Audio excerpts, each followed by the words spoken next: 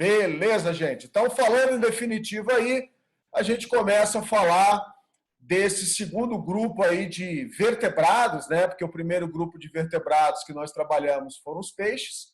Então, agora a gente começa a trabalhar os anfíbios, né?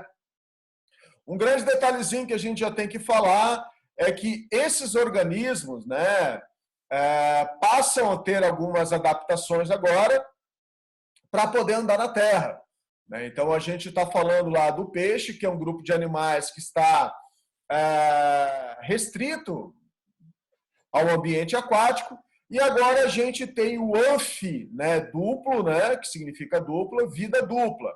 Essa vida dupla do anfíbio que nós temos aqui para trabalhar, nada mais é do que uma fase de vida terrestre e uma fase de vida aquática. Na verdade, é o contrário. Primeiro uma vida aquática, depois uma vida terrestre.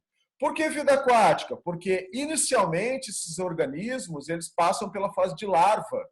Tá? Aliás, já vai gravando aí o último grupo, tá? O último grupo que nós trabalharemos no grupo dos animais, que tem a fase larval.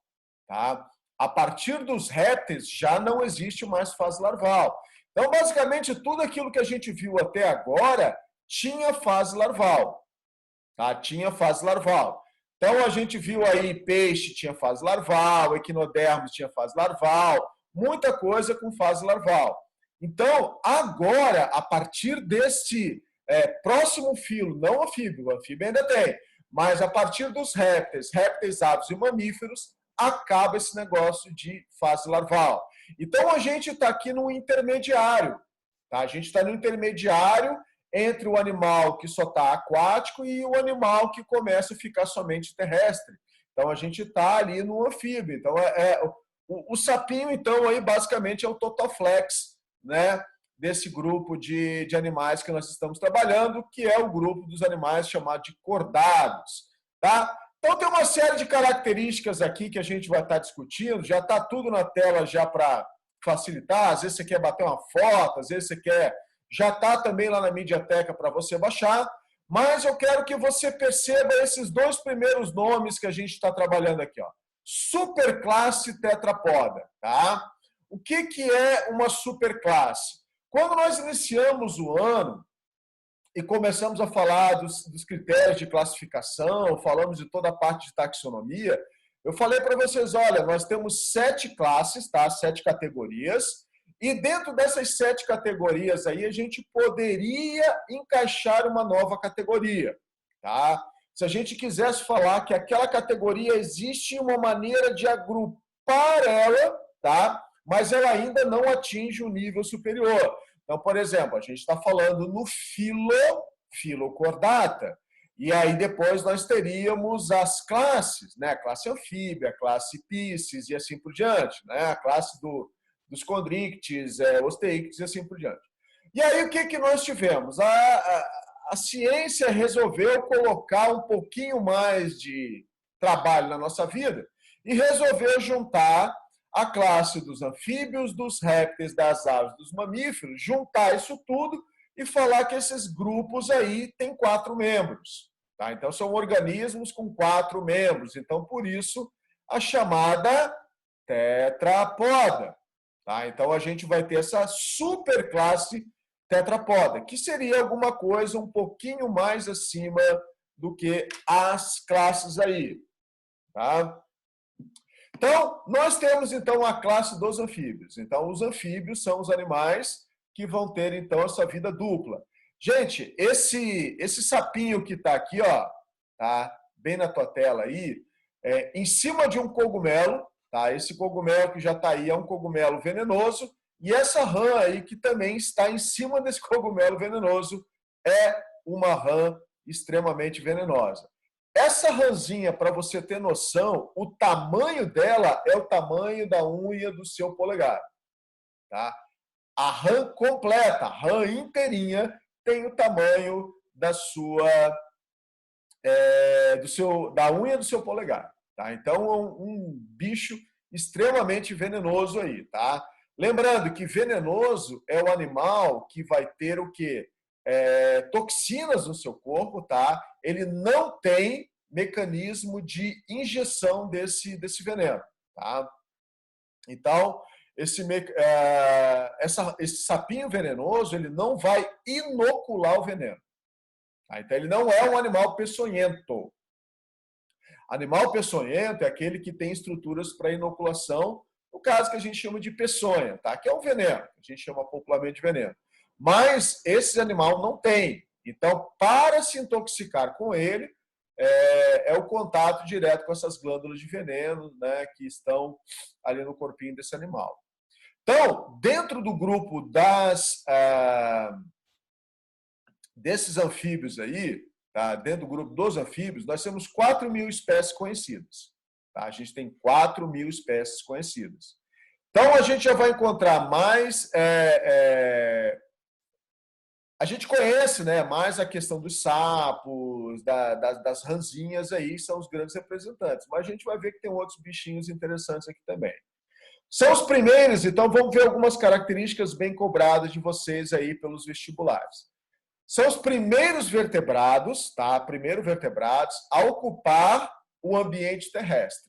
Só que olha só o que eu vou mudar nessa frase, tá? Eles são primeiros a ocupar o ambiente terrestre.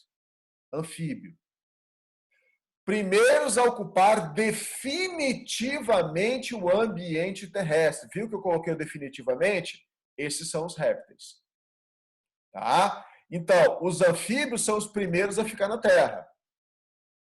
Os répteis são os primeiros a ficar definitivamente na Terra. Tá? Então, quer dizer, eles se tornam completamente adaptados ao ambiente terrestre.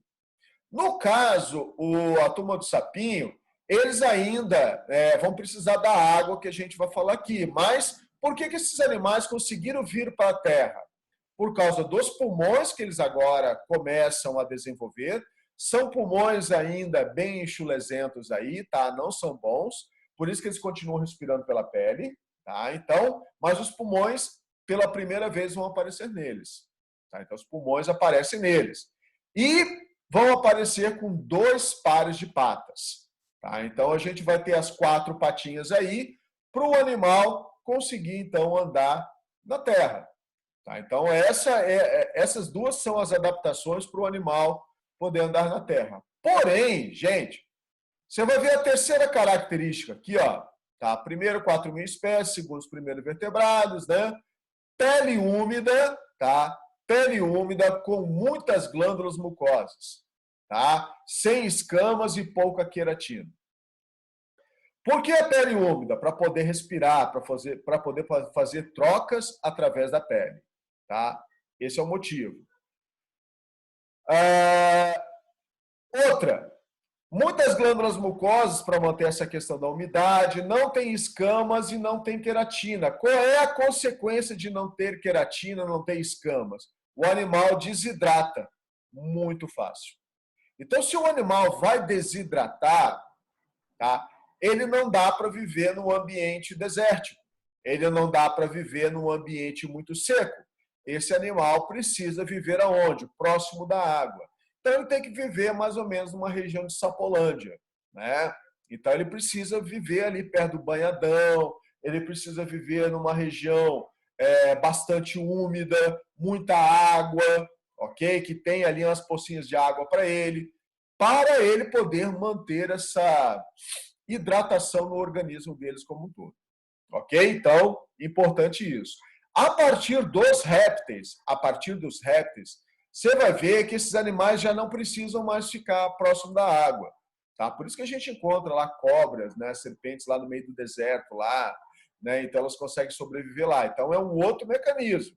Mas, pelo fato do animal ter que manter a pele úmida e assim por diante, ele precisa viver mais próximo da água. Mas não é apenas isso. Principalmente ele precisa viver próximo da água para a reprodução. Então, esse animal precisa da água para reproduzir. Lembra que eu falei que ele tem uma fase larval? A fase larval mais conhecida aí que a gente conhece, a forma de nomes, né, são os girinos. Tá? Então, os girinos são esses essas formas larvais que a gente vai encontrar nesses anfíbios, né? Aí na turma do sapinho. Então, esse animal precisa estar na água, porque a gente vai ver que os gametas vão ser lançados na água, a gente vai ter o desenvolvimento dessa fase larval, então tudo precisa de água, tá? Tudo precisa de água. Uma das perguntas que aparece bastante para vestibulares aí é com relação à respiração, tá? Este grupo de animais, eles apresentam um trio, né, de mecanismos de respiração durante a sua vida. Quando esses animais estão na água, eles vão respirar através de larvas. Quando esses animais estão na água, eles respiram através de brânquias, né? Desculpa aí o que eu falei. Quando os animais estão na água, eles são larvas, eles respiram através de brânquias. A partir do momento que eles começam a desenvolver as patinhas, a cauda começa a desaparecer, no caso do sapinho, desenvolve os pulmões e esse animal agora vem para a terra. Então agora ele para de respirar por brânquias e começa a respirar por pulmões, que ainda não são muito eficientes, e complementa essa respiração com a pele.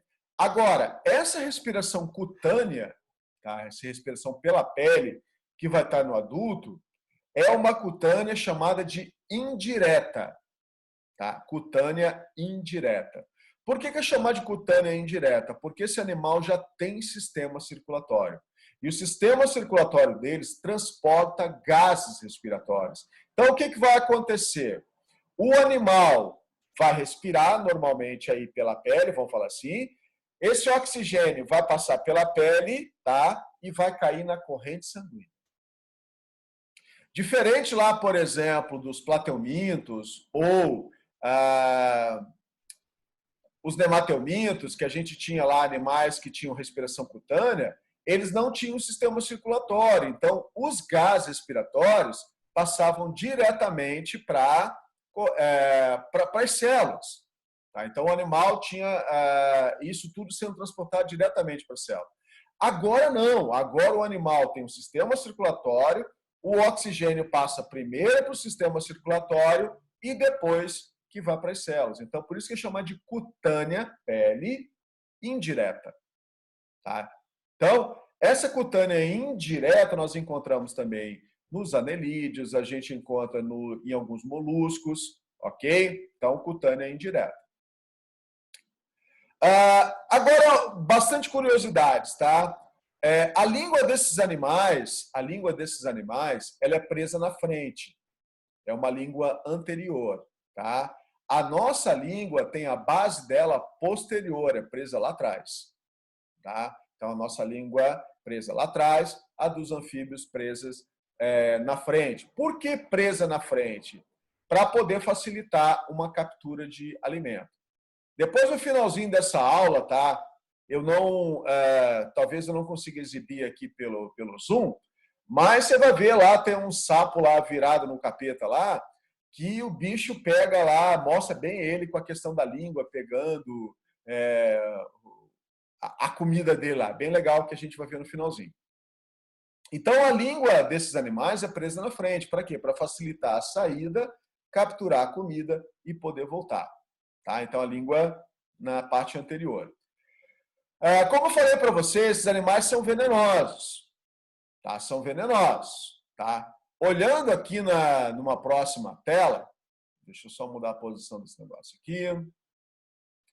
Olhando o sapinho, tá? Essas glândulas de veneno, tá? Elas estão espalhadas, tá?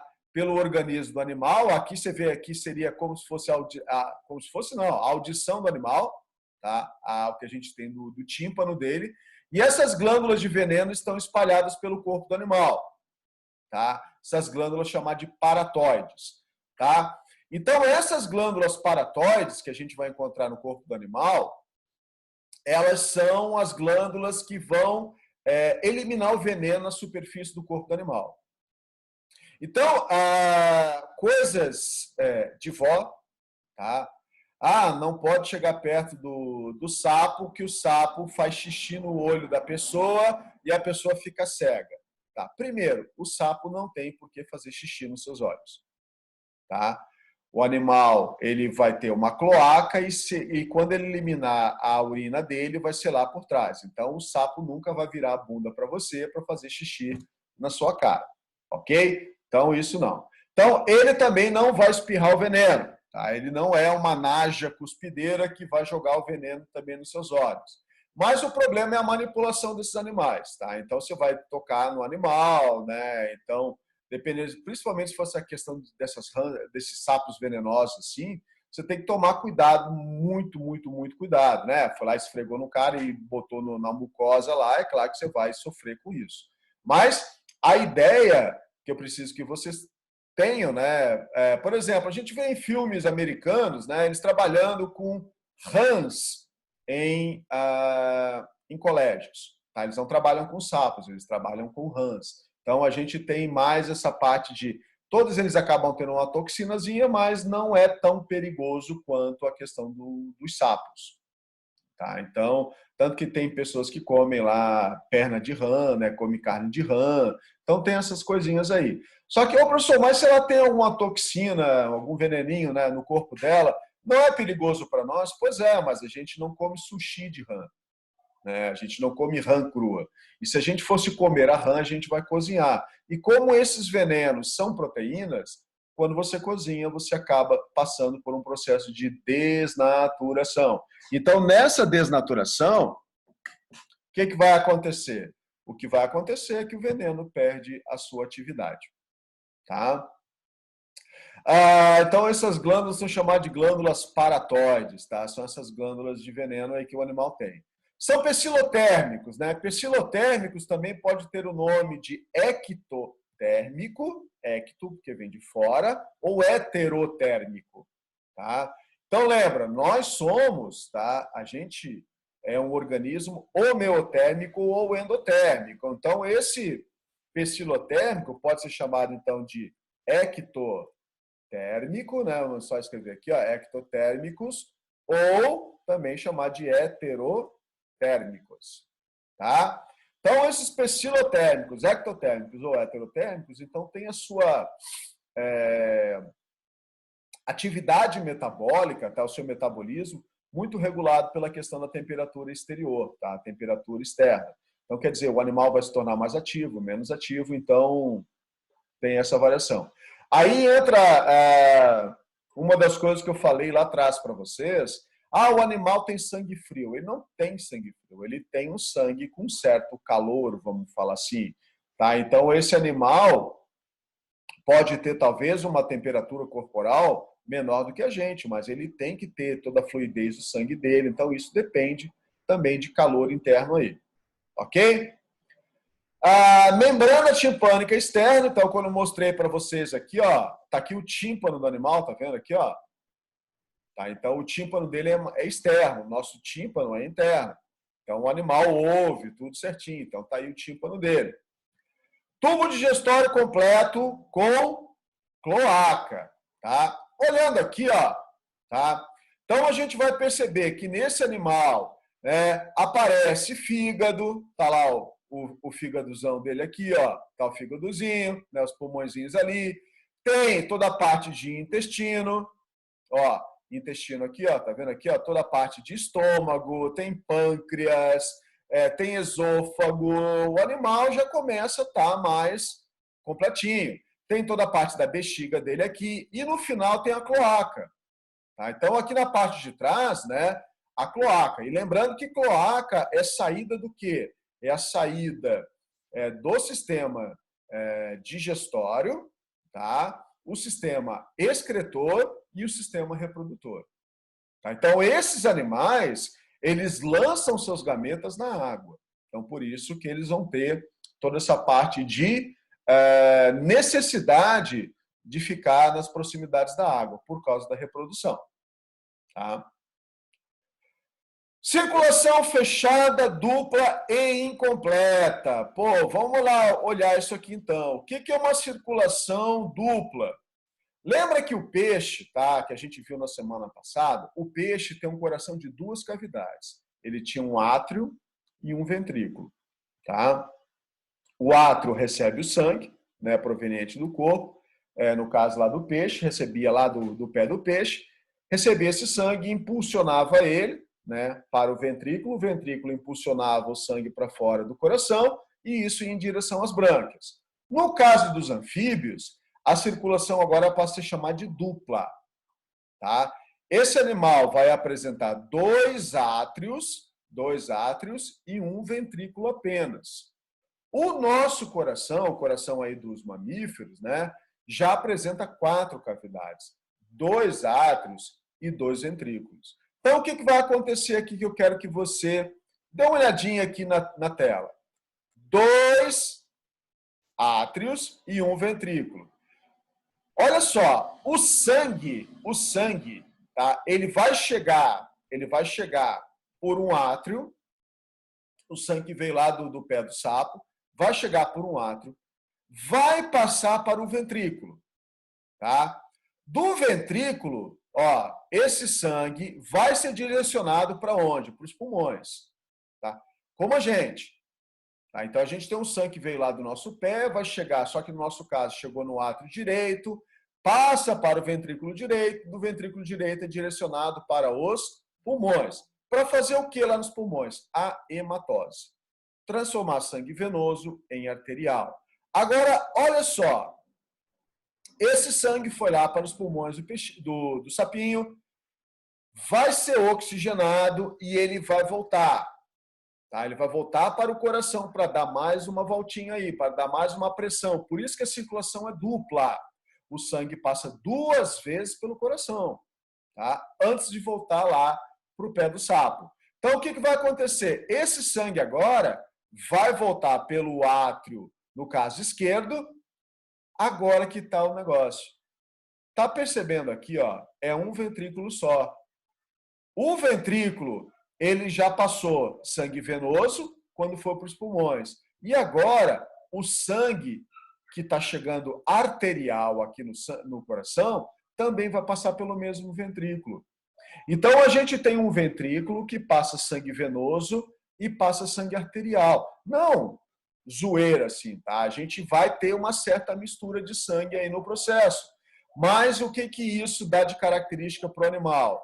Que ele vai ter, então, uma circulação chamada de dupla e incompleta. O que significa incompleta? Que ocorre mistura de sangue no coração.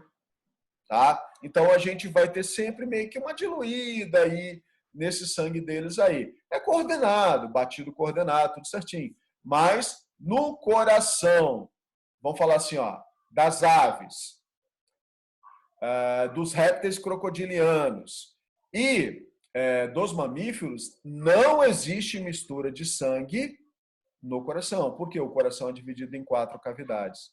Então, o sangue que passa do lado direito do coração não mistura com o lado esquerdo do coração. Tá? Vou falar depois alguns detalhezinhos mais lá nos répteis, mas o coração dos crocodilianos já é dividido em 4 cavidades. Tá? Porém, existe uma mistura de sangue no sistema dos crocodilianos que é fora do coração, que a gente chama lá no forame de Panisa. A gente vai falar isso mais tarde. Então, te mantém aqui nos anfíbios e veja, 2 átrios e um ventrículo. O ventrículo passa 2 tipos de sangue, venoso e arterial. Então, por isso que é chamado de circulação incompleta, porque mistura sangue aí no coração. Vocês estão compreendendo o que eu estou falando? Quando alguém me dá um sinal de fumaça aí do outro lado aí, hein? Então tá, olha só, voltando aqui então, tubo digestório completo com cloaca, então circulação fechada, dupla e incompleta, porque misturou sangue. Agora, olha só, hemácias com núcleo, tá? Hemácias com núcleo.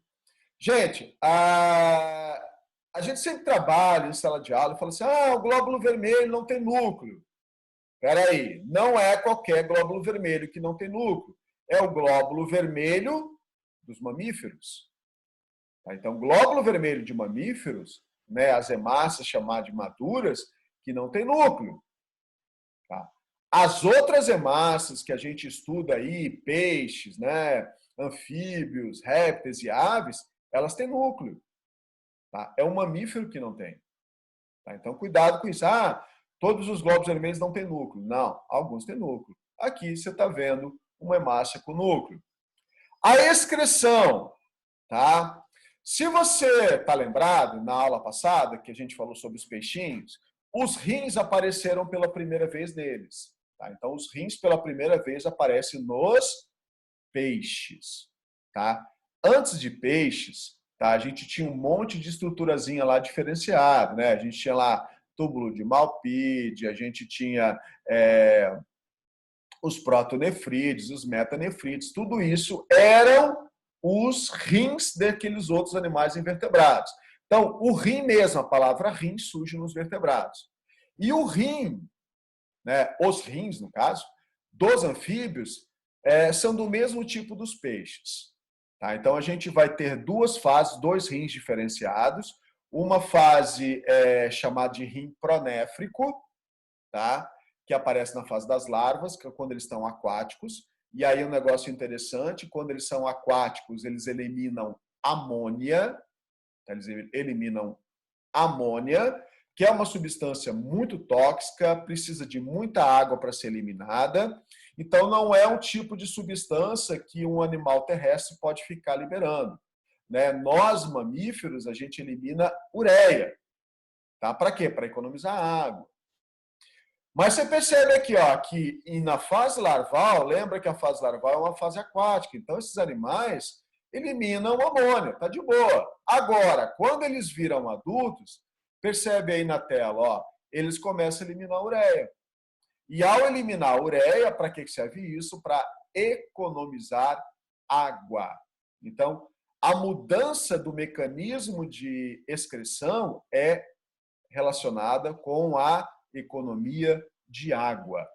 Tá? Então, a ureia vai economizar água e o ácido úrico vai economizar mais água ainda. Tá? Que a gente vai ver quem é que faz isso depois. Então, a diferença dos rins aqui, é uma diferença bem simples para a gente entender, é que a fase larval, esses animais ainda têm líquido celômico, né? Então o rim pronéfrico ele faz a filtragem do líquido celômico. Tá? E o rim mesonéfrico começa, é uma evolução dele, né? Começa a filtrar sangue. Tá? Então a gente tem ali uma evolução do próprio mesonéfrico, então esse animal começa a ter essa filtração agora do sangue. O nosso rim, tá? Que surgiu no réptil, tá? Então réptil, ave, mamífero, vai ser o rim chamado de metanéfrico. O rim metanéfrico só filtra sangue. Tá? O rim metanéfrico só filtra sangue. Então, não existe outra coisa para filtrar no seu sangue. Tudo bem? Por isso que eu frisei bastante para vocês a questão da fase larval. Tá? A questão da fase larval. Então, o animal que tem que não vai ter mais a fase larval, réptil para frente, também já vai mudar o sistema de excreção todo. Tá? Então, o sistema já é diferente aí. Esses animais apresentam, tá, sapos e rãs, a questão das pregas vocais. Então, o que são as pregas vocais? São as estruturas que eles vão ter para emitir som. Tá? Então, lá na Sapolândia, né, você tem lá aqueles barulhinhos de sapo. É barulhinho de sapo. São eles lá, como diz o povo, cantando, né, os machos cantando para encontrar suas fêmeas lá para reprodução. Então, a gente tem aí as pregas vocais em sapos e rãs. Outra coisa bem legal. Eu e você temos duas pálpebras. Tá? A gente tem a pálpebra superior e a pálpebra inferior. Tá? A gente tem duas. Esses animais, anfíbios, répteis e aves, tá? Eles vão apresentar uma terceira pálpebra. Tá? Então, só que é uma pálpebra transparente. Então, essa pálpebra transparente, ela é bem legal no seguinte sentido. Então, nós vamos ter uma superior ou inferior, tá? Então o animal vai fechar, abrir, só que ele vai ter uma terceira que vai fechar nesse sentido, cobrindo então o globo ocular desse animal por cima, tá? Então qual é a vantagem desta terceira pálpebra? Lembra que o animal está na água, está na terra, está na água, está na terra. E vocês já aprenderam com o professor Auro, né, a questão na óptica, né, que quando você muda de meio, a velocidade da luz ela acaba mudando, ela muda, e a gente às vezes tem até a própria decomposição, né, da luz. E aí, o que acontece com esse animal? O animal, quando está aqui do lado de fora, ele está acostumado com a luz que chega aos seus olhos de boa. Só que lembra, quando eu e você entramos na água e abrimos os olhos lá embaixo d'água, a gente consegue ver com nitidez as imagens lá embaixo? Não consegue. Os animais também, porque a física também vale para eles. Então, qual foi a estratégia da natureza? Dá um óculos de mergulho para o animal. Então, o animal fechando essa pálpebra, o que acontece? É como se ele tivesse literalmente um óculos de mergulho. E esse óculos de mergulho faz com que esse animal não tenha distorção da imagem. E aí, não tendo distorção da imagem, ele já consegue ter uma visão um pouco melhor embaixo d'água. Eu acho isso maravilhoso. Tá? Então, quer dizer, o animal está na terra, está na água. Pulou na água, fechou os olhinhos dele ali, já tem um óculos de mergulho. Isso vale para os répteis e também para as aves. Pô, mas para que as aves precisam disso? Lembra que você tem as aves mergulhadoras, né? As aves pescadoras aí que precisam ter esse diferencial aí. Então, está presente aí de maneira geral nesses animais. Ok? Então, a membrana nictitante. Tá? Então, isso é uma curiosidade para vocês aí. Se você olhar aqui a estrutura esquelética por exemplo, do sapo, a gente tem, isso aqui já foi até comentado na própria UFSC, tá? A questão de UFSC, eles vão falar dessa última vértebra aqui, ó, tá? Fundida, tá? Essa última vértebra fundida aqui, que a gente chama de uróstilo, tá? Então, é uma vértebra, é o final da coluna vertebral do animal ali. Então, a última vértebra é fundida. Você vai ter aqui, ó, toda a parte de nomes, tá vendo aqui, ó, fêmur, a gente vai ter toda a parte de ossos, maxila, a gente vai ter carpo, rádio, una, húmero, é o mesmo nome dos ossos que a gente vai encontrar com a gente aí. Então, a gente vai encontrar essa última vértebra fundida aqui, chamada de uróstilo, que está relacionado com toda a parte da cintura do animal ali, para ele poder saltar, os membros posteriores bem desenvolvidos, ó, comparado com os membros anteriores. Então, a gente tem esse diferencial aqui, tá? Bom, como eu falei para vocês, eu vou ter que dividir essa aula em duas. Então, essa parte de reprodução, de classificação, eu vou falar na semana que vem com vocês. Ok? Então, por hoje, a gente encerra aqui. Estou dividindo essa aula em duas. Tá? Por hoje, a gente está encerrando aqui. Deixa eu só acabar com a gravação aqui.